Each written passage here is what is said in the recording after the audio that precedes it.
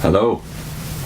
Campbell Morgan is one of the outstanding preachers of the last century. He flourished between the years about 1900 to the end of the Second World War. And he had an unequaled heritage among clergymen that I know of the last century. He had 4 clergymen's sons, as I recall. Morgan wrote a plethora of books for popular consumption. They were based on his public preaching, of which he was regarded by many as the outstanding conservative preacher of the World War I and World War II generations, at least in Great Britain. He preached a great deal in North America as well, and published much of his preaching work as commentaries on the Gospels and on miscellaneous books of both Old and New Testament, among which is this Studies in Malachi. And the subtitle of it is, Wherein hath we robbed God? Now in this book he takes on the anemic condition of the churches in North America and Great Britain during his lifetime. And he talks about the word blasphemy. And his take on the word blasphemy is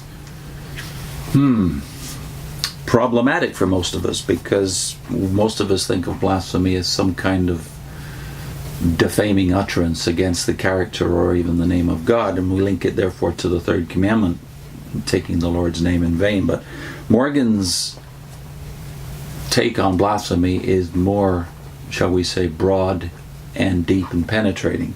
He takes on the subject in analyzing the 3rd chapter of Malachi, namely verses 13 and 14, and this is what he says.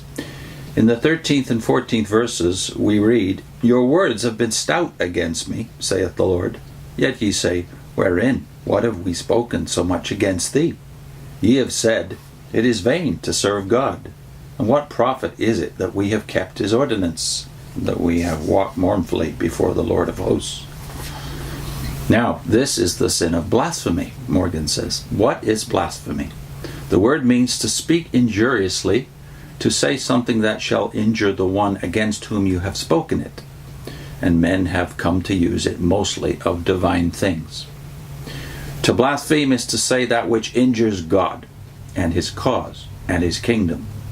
He says to these people, Your words have been stout against me. That is to say, you have blasphemed me stoutly. And they say, Wherein? And he goes on, You have said, It is vain to serve God. And what profit is it that we have kept his ordinance? And what that we have walked in black before the Lord? Of course, that's a paraphrase. What is it? What is the profit of all this? But do you suppose that any of these people have been saying that in actual words?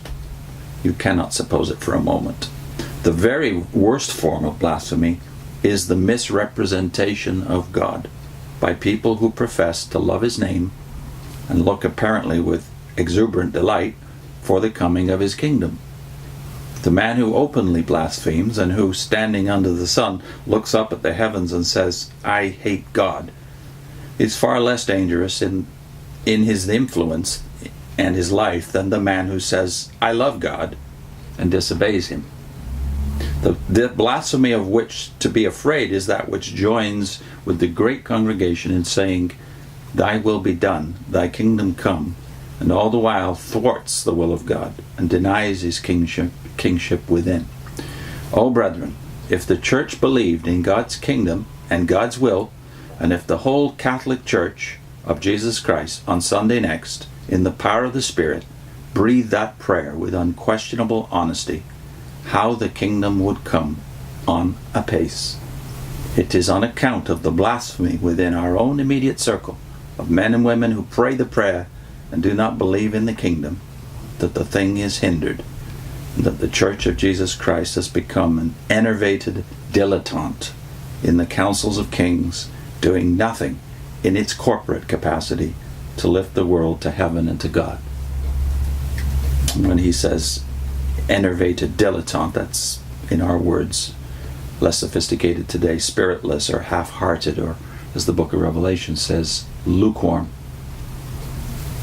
There are souls, however, today, forming God's elect, of whom we shall speak before finishing this series, whom God is using to lay his own foundations and to do his own work prior to the coming of the Master to his church. Here he's referring, of course, to that great passage in Malachi where it says one day that Messiah will sit to purge or to refine the sons of Levi. Prior to the coming of the Master in his church, this must happen, of course. And of course in the New Testament that's referred to the ministry of John the Baptist and then of Messiah himself. But here's what Morgan concludes his thought with.